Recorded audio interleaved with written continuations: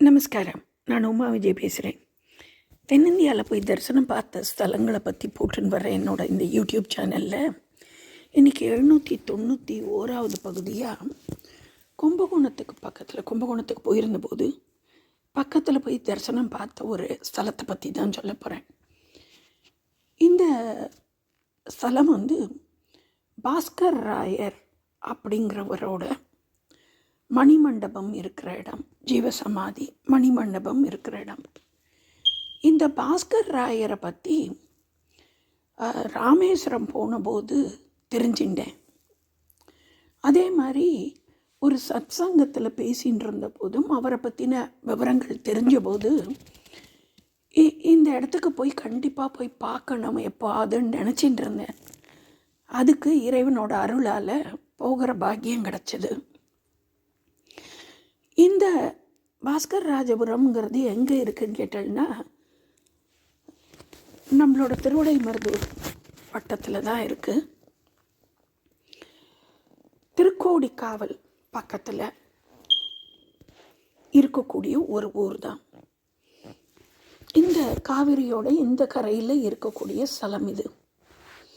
முதல்ல இந்த பாஸ்கர் ராயர் யார், அவரை பற்றின விவரங்கள் எனக்கு தெரிஞ்சதை உங்களோட பகிர்ந்துன்ட்டு, அதுக்கப்புறம் இந்த ஸ்தலத்துக்கு போன போது எனக்கு கிடைச்ச ஒரு இன்ப அதிர்ச்சி, அந்த விஷயத்தையும் நான் உங்களோட பகிர்ந்துக்கணும்னு நினைக்கிறேன்.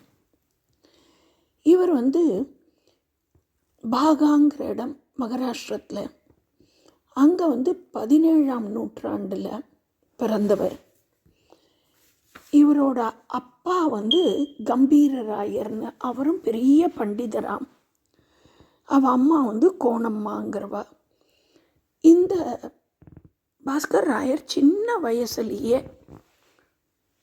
ரொம்ப தெய்வ இதிலெல்லாம் நாட்டம் பெரிய பண்டிதர்களோடெல்லாம் வாதம் செய்கிற அளவுக்கு வித்தைகளை தெரிஞ்சின்னு இருந்தாராம். இவருக்கு சின்ன வயசில் உபநயனம் பண்ணிடுறார். அதுக்கப்புறமா ஒரு குரு கிடைக்கிறார் இவருக்கு. ஸ்ரீ நரசிம்மாத்ரிங்கிறவர் தான் குருவாய் இவருக்கு கிடைக்கிறார். இவர் நிறைய புஸ்தகங்கள்லாமும் எழுதியிருக்கார். இவருக்கு இந்த வழிபாடுகளில் ஒன்றான ஸ்ரீவித்யாங்கிற சக்தி வழிபாட்டை இவர்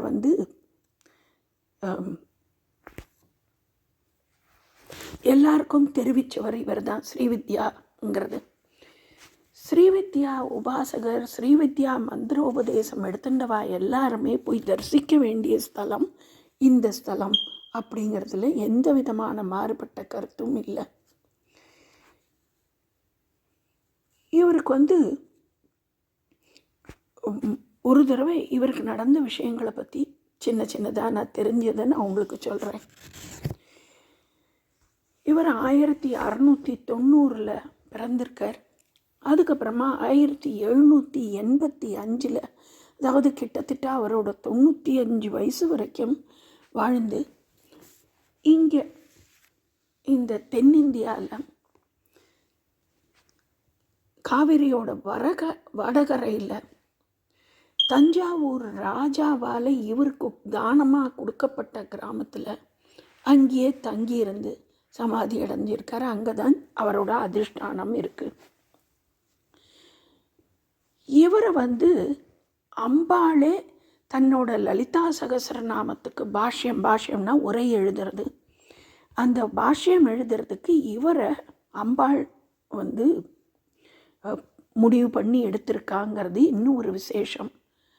அதை பற்றி சொல்லும்போது ஆதிசங்கரர் விஷ்ணு சகஸ்ரநாமம் நிறையா இதுக்கு அவர் எழுதிட்டு போகிறார், பாஷ்யம் எழுதிட்டு போகிறார். அவர் லலிதா சகஸ்ரநாமத்தை எழுதணும்னு சொல்லிட்டு தன்னோட சிஷ்யர்கிட்ட லலிதா சகஸ்ரநாமத்தை கொண்டு வர சொல்கிறார். அந்த ஓலை சுவடிகளை கொண்டு வர சொல்கிறாராம். சிஷ்யரும் கொண்டு கொடுத்தா அதை பார்த்தா விஷ்ணு சகஸ்ரநாமமாக இருக்குது. 2வது தடவை திருப்பி ஆதிசங்கரர் சொல்கிறாராம், எனக்கு லலிதா சகஸ்ரநாமம் கொண்டு வான்ட்டு. 2-3 தடவை இதே மாதிரி யாருது. அப்போது விஷ்ணு சஹஸ்ரநாமம் தான் கைக்கு வருது. அப்போது அவர் சீடரை கேட்குறாரா, ஏன் இப்படி நடக்கிறதுன்னு போது சிஷ்யர் சொல்கிறாராம், நான் போய் லலிதா சஹஸ்ரநாமம் எடுக்க போகிற போதெல்லாம், ஏடு எடுக்க போகும்போதெல்லாம் ஒரு சின்ன பெண் வந்து இந்த சுவடிகளை கொடுக்குறா, எடுத்து கொடுக்குறா. நான் அதை வந்து சரி பார்க்காம கொண்டு வந்துட்டேன் அப்படின்னு சொன்னாராம். அப்போ ஆதிசங்கரர் தன்னோட திருஷ்டி, ஞான திருஷ்டியில் அந்த சின்ன பெண் குழந்தை வேறு யாரும் இல்லை, அம்பாளுங்கிறத தெரிஞ்சுண்டு, சரி அம்பாள் கொடுத்தபடியாக நம்ம வந்து விஷ்ணு சஹஸ்ரநாமத்துக்கே பாஷ்யம் எழுதலான்ட்டு எழுதினாராம். ஆதிசங்கரர் வந்து பவானி சோஸ்திரம், சௌந்தர்யலரின்னு நிறையா நமக்கு கொடுத்துருக்கார். ஆனால் இந்த பாஸ்கர் ராயருங்கிறவரை அம்பாள் எழுத வைக்கணுங்கிறதுக்கோசரம் தான் ஆதிசங்கரர் கொடுக்கல அப்படிங்கிறது தெரியறது. இந்த பாஸ்கர் ராயருங்கிறவர் வந்து காசியில் வளர்ந்துருக்கார். சின்ன வயசில் உபநயத்துக்கு அப்புறமா காசியில் இருந்திருக்கார். அதுக்கப்புறமா நிறைய சாஸ்திரங்கள் எல்லாம் படிச்சுட்டு அவர் வந்து காமாட்சி அம்பாளையே தெய்வமாக வரிச்சுண்டு இருந்திருக்கார். ஒரு தடவை குஜராத்துக்கிட்ட அம்பாளோட பெருமை எல்லாத்தையும் நிலைநாட்டுறதுக்காக வேண்டி மத்வ சம்பிரதாயங்களில் தேர்ச்சி பெற்றவாளோடெல்லாம் வாதங்கள் செஞ்சாராம். அந்த நேரத்தில் தான் தஞ்சாவூரை ஆண்ட மராட்டி ராஜா வந்து அவரோட பெருமையை தெரிஞ்சுட்டு அவரை இந்த தமிழ்நாட்டு பக்கம் வர சொல்லி இங்கே ஒரு கிராமத்தை தானமாக கொடுத்துருக்கார். அந்த கிராமத்து பேரே வந்து பாஸ்கர் ராஜபுரம் அப்படிங்கிறது தான் இன்றைக்கும் இருந்துட்டுருக்கிற பேராக இருக்குது. இவர் வந்து நிறையா கோடிக்கணக்கில் ஸ்ரீவித்யா மந்திரத்தை எல்லாத்தையும் ஜபிச்சிருக்கார். லலிதாம்பிகையோட நேரடியாக பேசக்கூடிய வாக்வன்மையை பெற்றவர் இவர் அப்படின்னு சொல்லப்படுறது. இவருக்கு சின்ன வயசுலேயே அப்பா வந்து சரஸ்வதி வாக்வாதினிக்கு உண்டான மந்திரங்களை எடுத்து கொடுத்துருந்துருக்கார் அப்படின்னும் தெரிஞ்சிருந்தது. ஒரு தடவை இவரோட இந்த போட்டியில் இவர் மேலே கோவப்பட்டு இவர் எப்படி இவருக்கு எப்படி புகழ் பெருமை எல்லாம் வருதுன்னு சொல்லிட்டு பொறாமப்பட்டவாள்லாம் இருக்கா.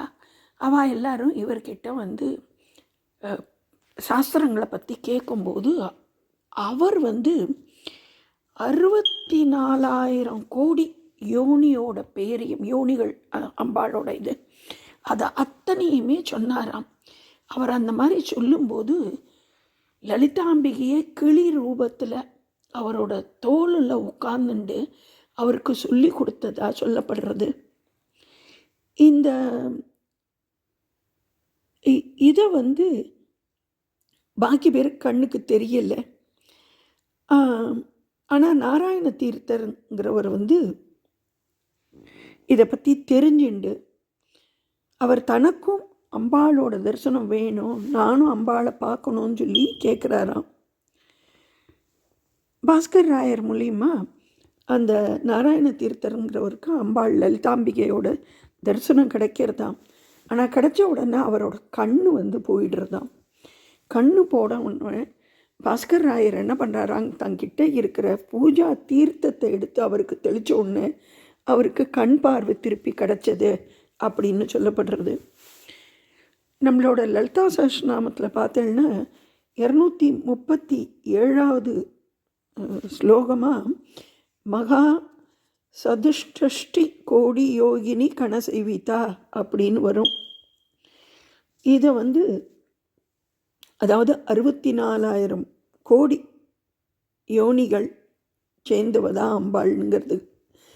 இதை வந்து ஸ்ரீ குங்குமானந்தா அப்படிங்கிறவரோட கண்ணுக்கு இந்த இது தெரிஞ்சதுங்கிறதும் இன்னொரு புஸ்தகத்து மூலிமா நான் தெரிஞ்சிட்டேன். இந்த பாஸ்கர் ராயருக்கு 2 மனைவிகள்.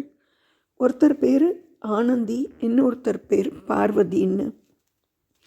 அவர் பூஜை பண்ணின சிவன் தான் வந்து பாஸ்கர் ராஜபுரத்துலேயே சிவனா பாஸ்கரேஸ்வரராகவும் அம்பாள் வந்து ஆனந்தி அப்படின்ட்டும் இருக்கா அப்படிங்கிறதும் தெரிஞ்சினேன். ஆனால் நான் போயிருந்த நேரம் அந்த சிவன் கோவில் வந்து சாத்தியிருந்தபடியாக, நட சாத்தியிருந்தபடியாக வெறுமை இவருடைய மணிமண்டபத்தை ஒண்டி பார்த்துட்டு வந்தேன். இப்போது இன்னும் ஒன்று, இந்த ராமேஸ்வரத்தில் இவரை பற்றி நான் தெரிஞ்சினேன்னு சொன்னேன் இல்லையா. ஒரு 4 வருஷம் முன்னாடி ராமேஸ்வரம் போயிருந்தபோது, ராமேஸ்வரத்தில் எல்லாருக்குமே தெரியும், அங்கே மண்ணால் செஞ்ச ஈசன் ராமநாத சுவாமி, சீதாதேவி மண்ணால் பிடிச்சி கொடுத்தா லிங்கம்ங்கிறது எல்லாருக்குமே தெரியும். நம்மளோட ஜோதிர்லிங்க ஸ்தலங்கள் 12ல் அதுவும் ஒன்று. அப்போது ஒரு தடவை பாஸ்கர் ராயர் அந்த பக்கம் போயிருந்தபோது சிலர் வந்து சும்மா கேலியாக பேசிகிட்டு இருந்தாலாம், இப்படி மண்ணால் சிவலிங்கம் பண்ணினா அதுக்கு அபிஷேகம் பண்ணினா கரைஞ்சி தானே போகும், இதெல்லாம் வந்து பொய் அப்படின்னு. இந்த காலத்தில் மட்டும் நாத்திகம் பேசுகிறவா இல்லை, அந்த காலத்துலேயும் இருந்திருக்கா. நிறைய குறைபாடுகள் இந்து மதத்தை பற்றியெல்லாம் சொல்லி இருந்திருக்கா. அதை கேட்ட உடனே இவருக்கு துக்கம் தாங்கலையாம். இவர் சொன்னாரா, சீதாதேவிங்கிறது வந்து லக்ஷ்மியோட அவதாரம், அவள் பிடிச்சி வச்ச லிங்கத்தை பற்றி நீங்கள் சொல்கிறேன். நான் வெறும் ஒரு மனுஷன், நான் இந்த கடற்கரையில் இருக்கக்கூடிய உப்புனால் ஒரு லிங்கத்தை எடுத்து நான் பிரதிஷ்டை பண்ணுறேன், உப்பு வச்சு செய்கிறேன். அந்த உப்புக்கு நீங்கள் ஜலம் விடுங்க, அது கரைஞ்சிருத்துன்னா அப்போ நான் அங்கே இருக்கிறதும் கரையும்னு நான் ஒத்துக்கிறேன்னு சொல்லிட்டு சுவாமியை வேண்டிண்டு அவர் உப்புனால் ஒரு லிங்கம் பண்ணினாராம். அதை பார்த்த உடனே நிறையா பேர் வந்து உப்புங்கிறது தண்ணியில் கரையக்கூடியது, நிறையா பக்கெட்டாக குடங்குடமாக ஜலம் விட்டாலாம் அந்த உப்பு லிங்கம் கரையவே இல்லையா. அப்போ தான் இவரோட இதுவும் தெரிஞ்சது, அங்கே சீதாதேவியால் பிரதிஷ்டை பண்ணப்பட்ட மண்ணால் பிருத்திவியால் ஆன லிங்கத்தை பற்றின சக்தியும் ஜனங்களுக்கு அப்படி குறை பேசினவாளுக்கு தெரிஞ்சதாம். இந்த உப்பு லிங்கத்தை இன்றைக்கும் நாம் வந்து சுவாமிக்கு, ராமநாத சுவாமிக்கு நேர் பின்னாடியாக இருக்கும், அடுத்த பிரகாரத்தில் இருக்கக்கூடியதாக இருக்கும். யாரெல்லாம் ராமேஸ்வரம் போகிறீங்களோ கண்டிப்பாக பார்க்க வேண்டியது.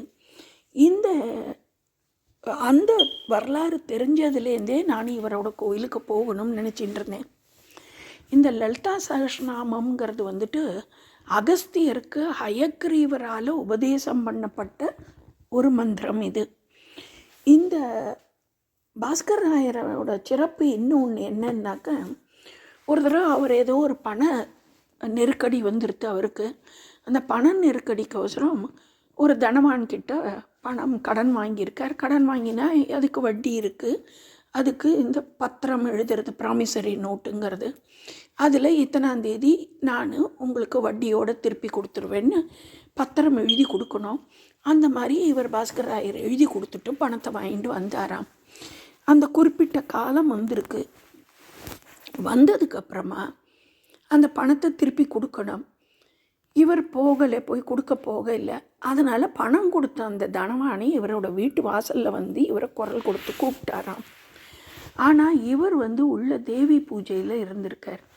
இவர் தேவி பூஜையில் இருந்தார்னா எப்படின்னா, இந்த அபிராமி பட்டர்லாம் எப்படி அம்பாள்லேயே அப்படியே லயிச்சு போயிடுவாளோ அந்த மாதிரி இவரும் அம்பாளோடையே லயிச்சு போயிருந்திருக்கார். வெளியில் யார் கூப்பிட்டதும் பேசினதும் எதுவும் இவருக்கு தெரியலை. வேணும்னு வீட்டுக்குள்ளே இருந்துட்டு வரமாட்டேங்கிறாருன்னு சொல்லிட்டு அந்த தனவான் வந்து கொஞ்சம் கடுமையான வார்த்தைகள் எல்லாம் உபயோகப்படுத்தினாராம் பாஸ்கர் ராயரை பற்றி.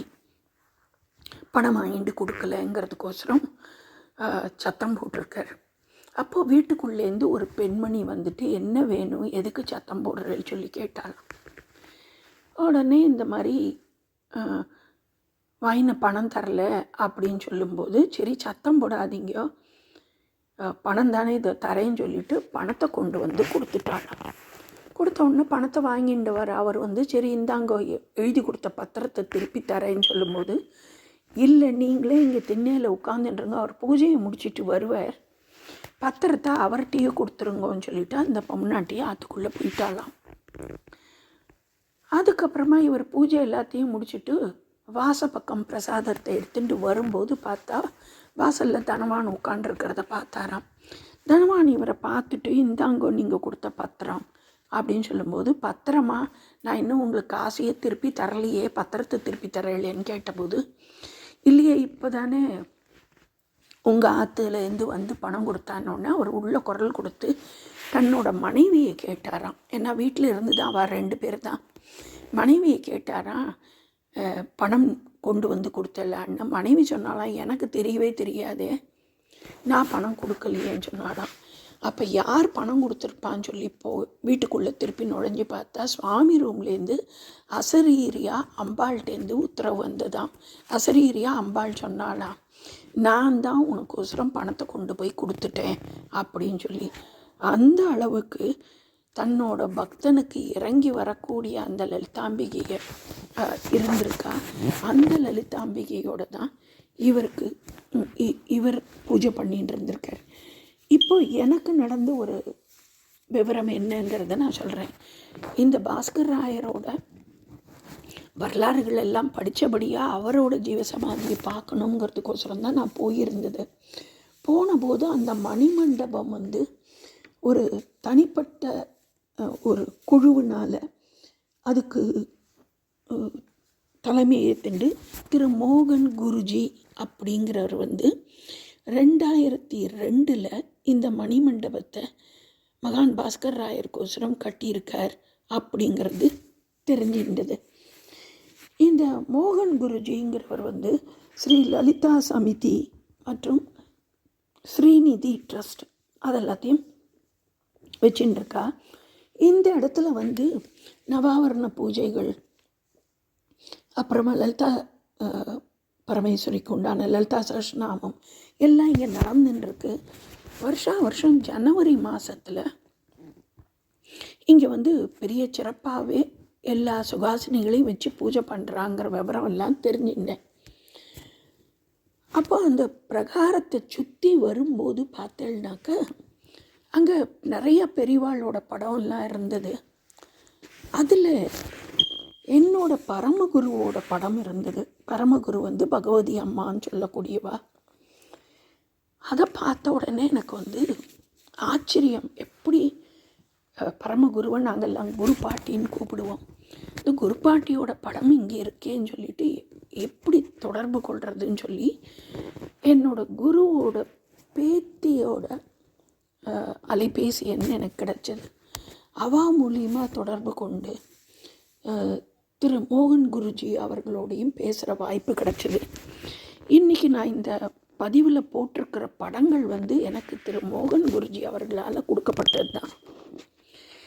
நான் தனியாக இன்னும் ஒரு பதிவு என்னுடைய குரு பரமகுரு பரமேஷ்டி குரு இவாளை பற்றின விவரங்களை பெரியவாகிட்டேருந்து கேட்டுன்ட்டு அவளோட உத்தரவுகளோட நானும் உங்களுக்கு தனியாக இன்னும் ஒரு பதிவும் போடுறேன். எண்ணத்தினால எனக்கு இங்கே நடக்கக்கூடிய பூஜைகளோட பேர்களை கேட்டபோது மண்டையில் டக்குன்னு அடித்த மாதிரி இருந்ததுன்னா, என்னோட குரு ஜானிமான்னு சொல்லிட்டு ஜானகி, திருமதி ஜானகி நடராஜன், அவள் சென்னையில் வருஷம் நவாவரண பூஜை, ஷோடச பூஜை எல்லாம் பண்ணுவார். அந்த நவாவரண பூஜைகளில் கலந்துட்ட பாக்கியம் சின்ன வயசில் கிடச்சிருக்கு. என்னோட அப்பா அம்மா 2 பேருமே ஸ்ரீவித்யா மகா ஷோடசிகள் அபிஷேகமானவ. ஸோ அந்த பரம்பரையில் வந்திருந்த நமக்கு நம்மளோட பரமகுரு பார்க்குற பாக்கியம் எதேர்ச்சியாக கிடச்சதுங்கிறது தெய்வ சங்கல்பத்தினால தான் நடந்தது. இந்த கோவிலில் நீங்கள் பார்த்தீங்கன்னாக்க பெரிய மகாமேரு இருக்குது. அதில் அந்த மகாமேரு ரூபத்தில் லலிதா பரமேஸ்வரி இருந்துட்டுருக்கா. அம்பாளுக்கு இடது பக்கத்தில் வாராகியும் வலது பக்கத்தில் ராஜமாதாங்கியும் அவ்வளோ அழகாக பெரிய ரூபத்தில் இருக்கா. அதை தவிர நிறைய சின்ன விக்கிரகங்கள்லாம் இருந்தது. இங்கே ஒரு கோசாலை இருக்கிறதையும் பார்க்க முடிஞ்சது. இப்போது போன போது வெறும பரமகுருவோட படத்தை பார்த்ததோட அவ்வளோதான். ஆனால் அதுக்கப்புறம்தான் இந்த ஸ்ரீவித்யா மண்டலி மூலியமாக இப்படி பூஜைகள்லாம் நடந்துட்டுருக்கு, ஸ்ரீ லலிதா சமிதிங்கிற பேரில் நடந்துட்டுருக்கு அப்படிங்கிறதெல்லாமும் திரு மோகன் குருஜி இதை நடத்தின்னு இருக்கிறவரோட விவரங்களும் எனக்கு அதுக்கப்புறமா ஒரு 2 மாதம் கழித்து கிடச்சபடியா நான் இன்னும் ஒரு தடவை பரமகுருவனுடைய ஆசீர்வாதத்தினால வாய்ப்பு கிடைச்சா கண்டிப்பாக போய் இந்த பாஸ்கர் ராஜபுரத்தில் இன்னும் கூட நேரத்தை செலவு பண்ணணுன்னு ஆசைப்பட்றேன். இறைவனோட அருள் இருந்ததுன்னா ஜனவரி மாதத்தில் அவள் நடத்தக்கூடிய இந்த நவாவரண பூஜையை கலந்துக்கணுங்கிறது ஒரு ஆவலாக இருக்குது. இறைவன் தான் அதுக்கு வழிவிடணும். இந்த படத்தில் இருக்கக்கூடிய லலிதா திரிபுர சுந்தரி அம்பாளும் ஸ்ரீ காமாட்சி அம்பாளும் இதுக்கு கருணை புரியணும்னு சொல்லி வேண்டின்னு இந்த வீடியோ முடிக்கிறேன். சந்தர்ப்பம் கிடைக்கிறவா, அதுவும் ஸ்ரீவித்யா உபாசகராக ஸ்ரீவித்யா மந்திர உபதேசம் எடுத்துட்டுவா கண்டிப்பாக போய் பார்க்க வேண்டிய ஸ்தலம் இந்த பாஸ்கர் ராஜபுரத்தில் இருக்கக்கூடிய மணிமண்டபம் அப்படிங்கிறதையும் என்னோடய தாழ்மையோட கருத்தாக தெரிவிச்சுக்கிறேன். நமஸ்காரம்.